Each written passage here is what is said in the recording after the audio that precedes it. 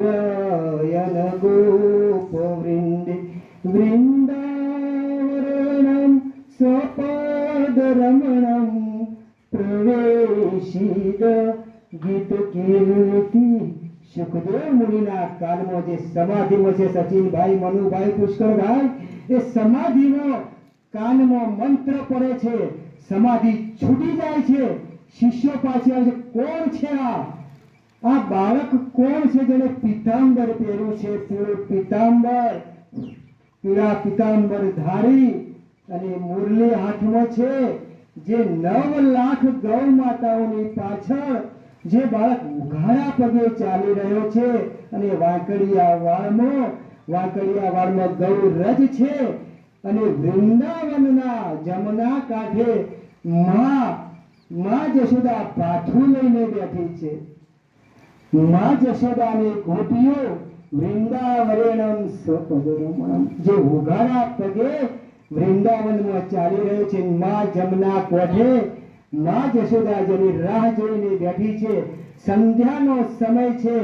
9 લાખ ગાય માતાની પાછળ પીળું પીતાંબર પહેરી શ્યામ વર્ણનો એક બાળક।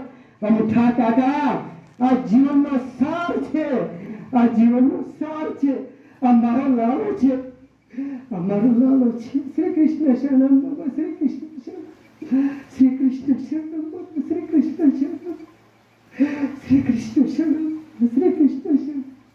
અમારો લાલો છે, મારો લાલો છે, સૌનો લાલો છે, આ જશોદાનો લાલો છે। સુખદેવ મુનિ કહે છે શિષ્યો કોણ છે? આ મનુષ્ય, યક્ષ, કિન્નર, દેવ, દેવતા, દેવી કોણ છે? રાક્ષસ કઈ યોનિનો આ બાળક છે?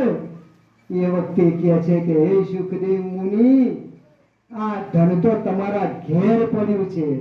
આ ધન કૃષ્ણ રૂપી ધન, ભાગવત રૂપી ધન એ આપના ઘરમાં પડ્યું છે।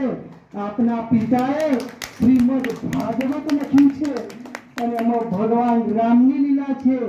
9મા સ્કંદમાં ભગવાન રામચરિત માનસ છે અને 10મા સ્કંદમાં નંદ બાબા અને જશોદાનો લાલો એની બાળ લીલા છે। તો આ ધન તમારા ઘરમાં છે। શાસ્ત્ર શું કહે છે સચિનભાઈ? શાસ્ત્ર કહે છે અમથા કાકા દરેકના હૃદયમાં આ ધન પડ્યું છે, આ ધન પડ્યું છે, પણ ધનની ખબર નથી, ધનની કોઈને ખબર નથી। ખાલી આવ્યા અને ખાલી ગયા, ખાલી આવ્યા અને ખાલી ગયા।